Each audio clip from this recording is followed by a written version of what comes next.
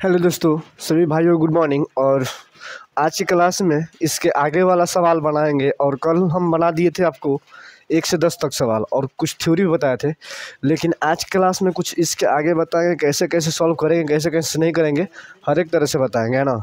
तो आपको ध्यान से देखना है। आज जो भी भाई लोग नहीं देख रहे हैं वो बहुत माने कि अभी एग्ज़ाम के लिए के जो कर रहे हैं बहुत ख़राब कर रहे हैं ना। जो देख रहा है उसको मुझे 100% विश्वास है कि वो 50 में 50 लेकर आ जाएगा।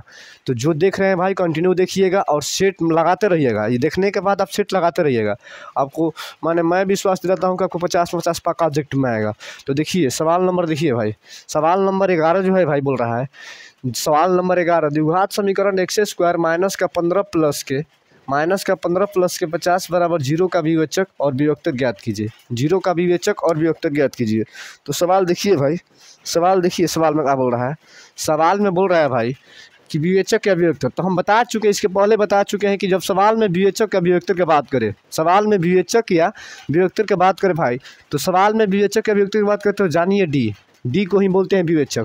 तो डी को यानी विवेचक का बात कर रहा है तो बोल रहा है डी निकालने के लिए। जब भी विवेचक या वियोक्तक का मान पूछे तो आपको डी का मान निकालना पड़ेगा। और डी बराबर पढ़ चुके हैं कि b² माइनस का 4ac होता है। अब देखिए b² का मान इसमें क्या है भाई, ये होता है यानी -15 का a²। अब देखिए माइनस 4 गुना ए का मान का दिया है भाई, कुछ नहीं दिया तो का दिया है 1 दिया है। और सी का मान का दिया है भाई 50 दिया है, का दिया है 50।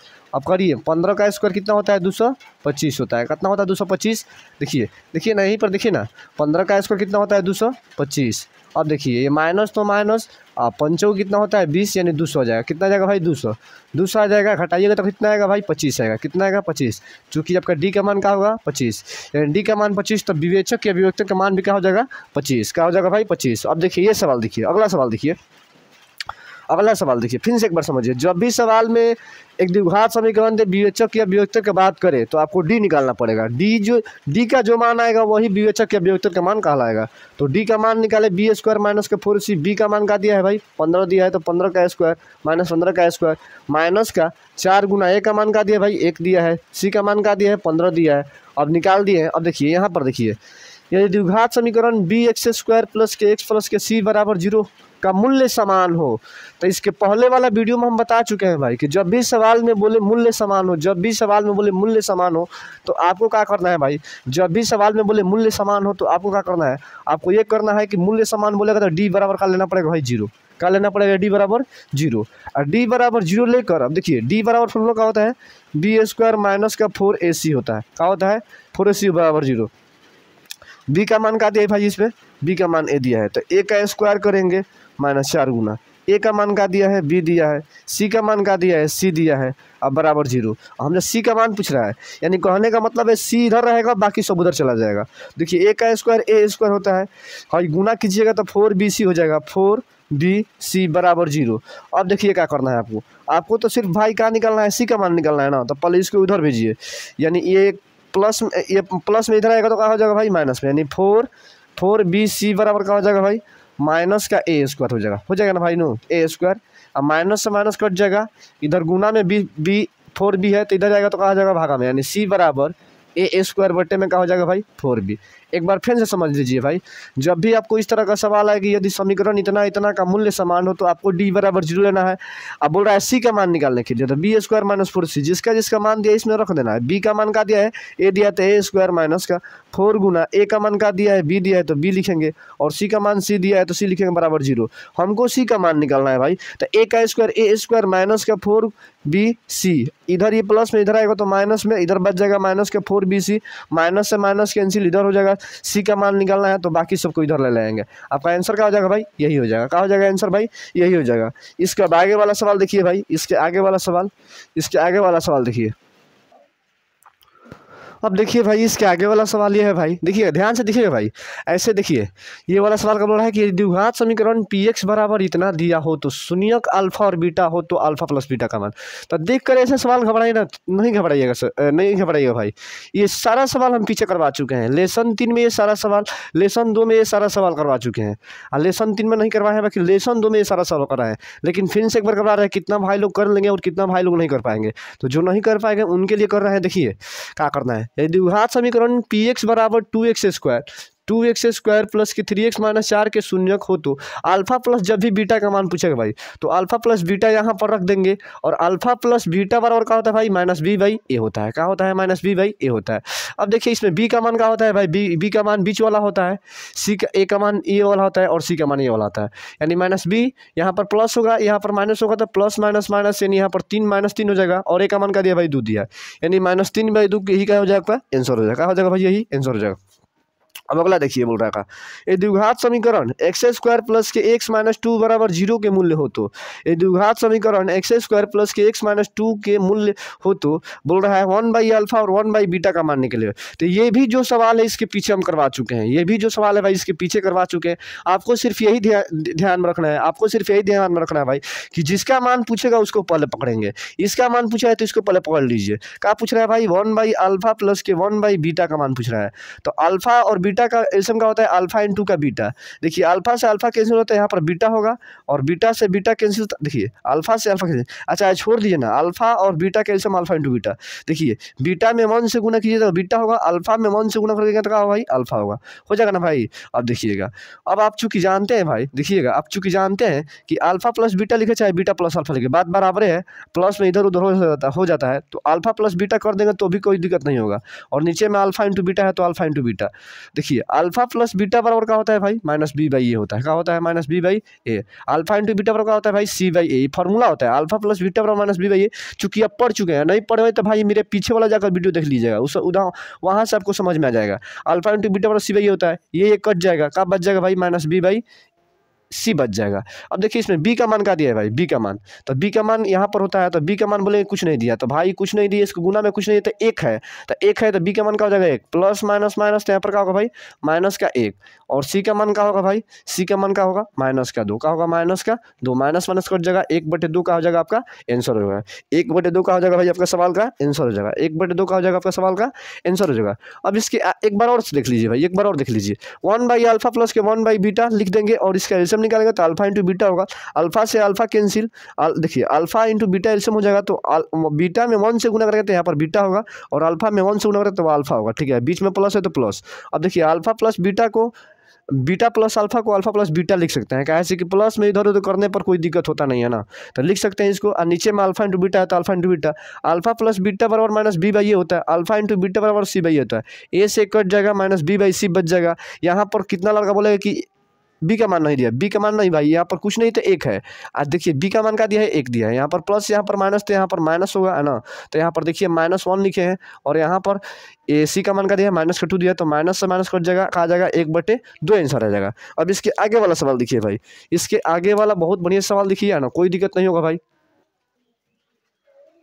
अब देखिए भाई इसके आगे वाला सवाल क्या बोल रहा है भाई, इसके आगे वाला सवाल देखिए, इसके आगे वाला बोल रहा है कि द्विघात समीकरण के विवेचक का मान 0 से बड़ा होने पर, यानी बोल रहा है कि जब d का मान 0 से बड़ा हो, विवेचक माने क्या होता है भाई, d होता है, विवेचक माने क्या होता है, d होता है। जब d का मान 0 से बड़ा हो तो मूल्य होता है, तो देखिए हम आपको बात बता रहे हैं कि जब d का मान 0 होगा, 0 से बड़ा होगा तो उस अवस्था में जो दोनों मूल्य का मान होगा भाई समान होगा और क्या होगा भाई, समान होगा और वास्तविक होगा। क्या होगा भाई, सॉरी, जब आपका द्विघात समीकरण के विवेचक का मान 0 से बड़ा होगा तो जो मूल्य होगा भाई वास्तविक होगा और भिन्न हो सकता है। मूल्य जो होगा वास्तविक होगा और क्या होगा, भिन्न होगा। वास्तविक माने क्या होता है भाई, दोनों का मान प्लस में आएगा तो प्लस में, दोनों का मान माइनस में आएगा तो माइनस में। समझ में आ रहा है भाई, दोनों का मान प्लस में आएगा तो प्लस में, दोनों का मान माइनस में आएगा तो माइनस में। तो उस अवस्था में दोनों का मान, जो दोनों का मान होगा मूल का, वो दोनों का मान जो है चिन्ह उसका सेम आएगा, या तो प्लस प्लस आएगा नहीं तो माइनस माइनस आएगा। और मान जौन होगा क्या होगा भाई, भिन्न होगा। भिन्न माने समझते हैं भाई, एक का 1/3 आ जाएगा तो दूसरा का 2/5 आ जाएगा, ऐसे आएगा ना, ऐसे आएगा। तो जब भी आपसे पूछे कि जब विवेचक का मान 0 से बड़ा हो तो आपको सिर्फ यही,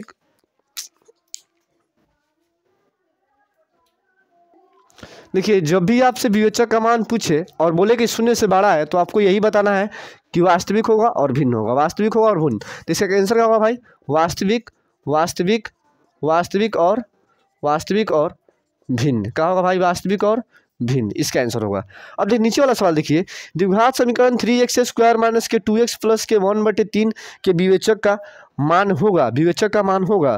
तो हम आपसे क्या बताएं, जब भी विवेचक का मान पूछे तो डी लिखना पड़ेगा। डी बराबर होता है b² माइनस का 4ac होता है। बी का मान इसमें क्या दिया भाई 2 दिया है, तो -2 का स्क्वायर करेंगे माइनस का 4 गुना ए का मान का दिया भाई 3 दिया है, सी का मान का दिया इसी है, कहा भाई सी है, सी का मान का दिया 1/3 दिया है। 3 से 3 कट जाएगा, यहाँ पर -2 का स्क्वायर 4 होगा, यहाँ पर 4 का 4 होगा, घटाएंगे तो क्या आएगा भाई 0।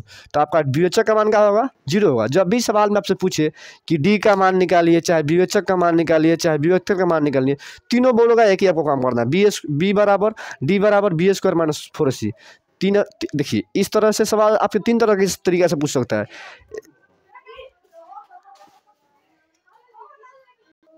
देखिए भाई, तो इस तरह से आपसे सवाल 3 तरीके से पूछ सकता है। एक पूछ सकता है बोलेगा कि विवेचक निकालिए, दूसरा पूछ सकता है कि विवेचक निकालिए, तीसरा पूछेगा कि डी निकालिए। तो तीनों अवस्था में आपको यही करना है कि डी बराबर b² माइनस 4ac और सूत्र बैठाना है, निकाल लेना है, सूत्र बैठाना है और निकाल लेना है। अब इसके आगे वाला सवाल देखिए भाई, इसके आगे वाला, चलिए दोस्तों इसके आगे वाला प्रश्न देखिए। इसके आगे वाला प्रश्न का है, बोल रहा है कि निम्नलिखित में से द्विघात समीकरण है, निम्नलिखित में से द्विघात समीकरण है। तो हम इसके कल वाला वीडियो में बता चुके हैं कि द्विघात समीकरण कैसे पहचानना है। देखिए सबसे पहले द्विघात समीकरण वही होता है जिसके पावर में 2 होता है, जिसके पावर में 2 होता है। तो इसके पावर में 2 नहीं है तो ये द्विघात समीकरण नहीं है। देखिए इसके पावर में 2 है, इसके पावर में 2 है तो ये द्विघात समीकरण है। अब बोलेंगे कि सर इसके भी पावर में द्विघात समीकरण है, तो यहाँ पर है भाई, लेकिन यहाँ पर गुना करेंगे तो एक्सेस कर जाएगा, इधर प्लस में होगा, इधर बराबर के इधर ही प्लस में होगा। और जब बराबर का यानी इधर उधर दोनों सेम रहेगा, प्लस वाला चल रहेगा तो कट जाएगा, तो वो द्विघात समीकरण नहीं बन पाएगा, ये भी नहीं बन पाएगा, है ना। ये जो होगा x के पावर 4 हो जाएगा, गुना बट्टा पे जोड़ कीजिएगा तो x के पावर 4 हो जाएगा, और x के पावर 4 होगा तो द्विघात समीकरण नहीं कहलाएगा, इसीलिए क्या कहलाएगा भाई, ऑप्शन नंबर भी कहलाएगा। अब देखिए द्विघात समीकरण इतना के मूलों की प्रवृत्ति होगी। तो हम बता चुके हैं कि जब भी मूलों की प्रवृत्ति पूछे ऑप्शन में दिया रहेगा वास्तविक समान, वास्तविक भिन्न, वास्तविक असमान, तो आपको वही बताना है। तो देखिए तो ये जो है इसमें से आपको गुणनखंड तोड़कर निकालना पड़ेगा। तो आपको गुणनखंड तोड़ने का तरीका बता चुके हैं, x², ये जो है इसको x + x कर सकते हैं, x + x कर सकते हैं भाई, x + x कीजिएगा और माइनस का 1 है बराबर का 0। अब देखिए गुना कीजिएगा तो x कर आ जाएगा, लेकिन घटाइएगा तो नहीं आ जाएगा, तो ये सेट नहीं करेगा, है ना, ये जो है आपका सेट नहीं कर पाएगा। अब सोचिए आप क्या करेंगे भाई, अब क्या करेंगे, तो ये नहीं होगा। तो ये ऐसे ही बता चुके हैं, देखिए x² + क्या x - 1, जब गुणनखंड टूटने लायक नहीं है तो डी निकाल लीजिए, डी का निकाल लीजिए भाई, डी का मान निकाल लीजिए। तो डी बराबर क्या होता है भाई b² माइनस का 4ac। बताया ना भाई कि कभी कभी डी भी निकाल कर लेना चाहिए। देखिए जब गुणनखंड नहीं टूटता है तो हमको डी भी निकाल लेना चाहिए। जब भी सवाल का गुणनखंड नहीं टूटता है तो डी निकालिए, डी निकालने पर अल्फा और बीटा का मान आराम से निकाल सकते हैं। तो यहाँ पर डी निकालिएगा तो बी का मान क्या है भाई, कुछ नहीं तो 1 है, यानी 1 का स्क्वायर करेंगे माइनस का 4 गुना ए का मान क्या है भाई 1 है, और सी का मान क्या है माइनस का 1 है। तो 1 का स्क्वायर और माइनस का 4 यानी माइनस माइनस प्लस यानी 5 होगा। तो क्या आ जाएगा, डी का मान क्या आ जाएगा भाई 6 आ जाएगा। अब आराम से एक जगह अल्फा निकाल लीजिए, एक जगह क्या निकाल लीजिए भाई बीटा निकाल लीजिए। अल्फा बराबर क्या होता है माइनस के बी प्लस के रूट डी और नीचे में 2a होता है ना भाई। अल्फा बराबर माइनस के बी प्लस के रूट डी बाई 2a, और बीटा बराबर क्या होता है माइनस के बी प्लस के रूट डी और नीचे में 2a। तो ये अब चाहेंगे तो आप बना सकते हैं, यहाँ पर पुट कीजिए। यदि दोनों का मान सेम होगा, दोनों का मान सेम होगा, दोनों का मान सेम, यदि दोनों का चिन्ह सेम होगा तो पहले तो वास्तविक हो जाएगा, अब भिन्न होगा तो भिन्न बोल देंगे। यदि दोनों का मान माइनस में आएगा तो वास्तविक होगा, दोनों का मान प्लस में आएगा तब भी वास्तविक होगा। और उसके बाद ये भी देखेंगे यदि दोनों का मान सेम नहीं होगा तो क्या बोलेंगे भाई भिन्न बोलेंगे, क्या बोलेंगे भिन्न, यानी वास्तविक और भिन्न। तो आप देख लीजिएगा, बना लीजिएगा घर पर, ये हमको लगता है कि आपसे बन जाएगा, खाली मान पुट करना है यहाँ से, तो पुट करके बना सकते हैं। अब इसके आगे वाला सवाल देखिए भाई, इसके आगे वाला सवाल, अब देखिए भाई इसके आगे वाला सवाल, इसके आगे वाला सवाल बोल रहा है कि निम्नलिखित में से कौन सा द्विघात समीकरण नहीं है। तो हम बता चुके हैं कि द्विघात समीकरण कौन नहीं होगा, जिसके पावर में 2 नहीं होगा वो द्विघात समीकरण नहीं कहलाएगा। अब देखिए यहाँ पर गुना कीजिएगा तो ये x के पावर 2 आ जाएगा। देखिए x में x से गुना करना x के पावर 2 आ जाएगा भाई, तो द्विघात समीकरण हो जाएगा। तो ये तो है, देखिए ये भी है, इसके बाद ये भी है, लेकिन ये नहीं है। काहे नहीं है अब ये पूछेंगे। तो इसका बाटा पे जोड़ करें तो x में x से गुना करें तो x² हो जाएगा, x² इधर भी हो जाएगा प्लस में x² इधर भी हो जाएगा। और जब x² कट जाएगा तो भाई यहाँ पर द्विघात समीकरण नहीं हो पाएगा, तो ऑप्शन नंबर सी होगा। यहाँ पर बोल रहा है विवेचक निकालने के लिए, तो आप निकाल सकते हैं, तो आप निकाल लीजिएगा। अब इसके आगे वाला प्रश्न देखिए, इसके आगे वाला प्रश्न, एक बार फिर से देख लीजिए, ये जो है इसका कहाँ निकालना है भाई, विवेचक बोले चाहे विवेक्टर बोले चाहे कुछ भी बोले, तो आपको डी बराबर लिख लेना है b² माइनस का 4ac। इसी फार्मूला पर बैठा कर यहाँ पर मान और डी का मान निकाल लेना, जो आएगा वही आंसर हो जाएगा।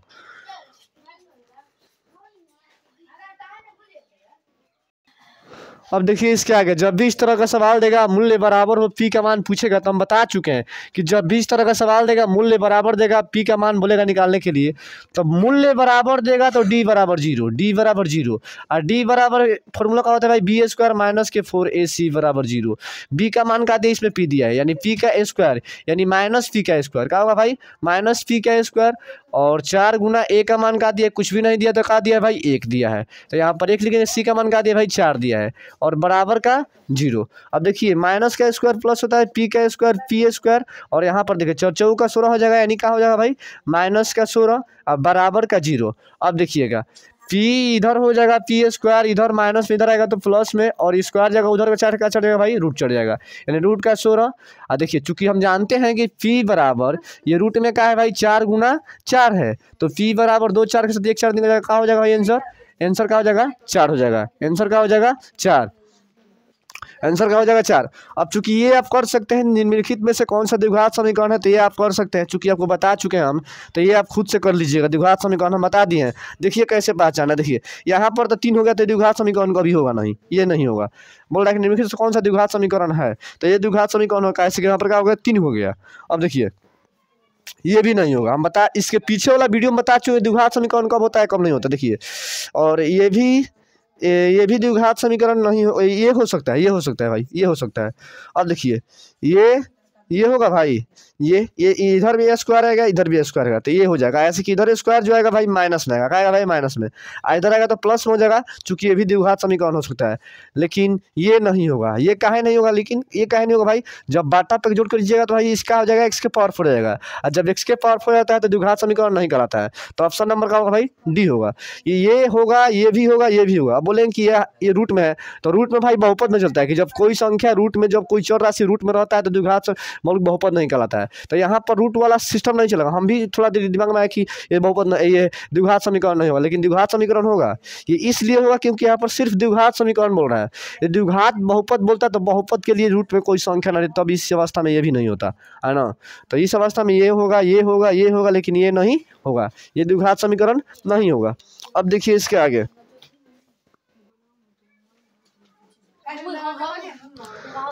अब देखिए भाई वो, और आज के लिए क्लास यहीं पर करते हैं। आज थोड़ा मन गजीब हो गया है ना, तो आज के क्लास में यही करते हैं, और इसके बाद अगला क्लास में मिलेंगे इसके आगे जो बेस्ट तरीक़ा से मिलेंगे। और आज के लिए यहीं पर एंड करते हैं, और सभी भाइयों को धन्यवाद और थैंक यू कहेंगे कि आगे इसके देखिए और आगे खुद से सवाल लगाइए और खुद से अभ्यास कीजिए। क्या ऐसे कि कितना भी हम पढ़ा ले भाई, जब खुद से आप अभ्यास नहीं कीजिएगा, खुद से नहीं देखिएगा, खुद से नहीं बनाइएगा, तब तक आपको मज़ा नहीं आने वाला है। तो सबसे पहले आप खुद से घर पर बैठ कर सवाल लगाइए, टारगेट वाला है चाहे जो भी है उसमें सवाल लगाइए, और जो फंसेगा हम आपको बताएंगे भाई, है ना। तो सबसे पहले कहने का मतलब है कि आप बताइए, आप बनाइए, हम सबसे करवा देंगे, टारगेट से करवाएंगे, क्वेश्चन जो भी होगा जो से करवाएंगे, माने आपको हर एक तरह से हमको काबिल बनाना है। तो आपसे यही कहेंगे कि आप घर पर जो बैठे हैं भाई, इस तरह का जितना भी सवाल है भाई खुद से लगाइए, खुद से अपने आप को देखिए कि हमारा जो औकात है कितना नहीं है। देखिए सेट बनाने से औकात का पता चलता है कि हम कितना तैयारी किए, हमको कितना बेहतर हो गए हैं, कितना बेहतर नहीं हो गए। तो यहाँ घर पर बैठकर तैयारी कीजिए और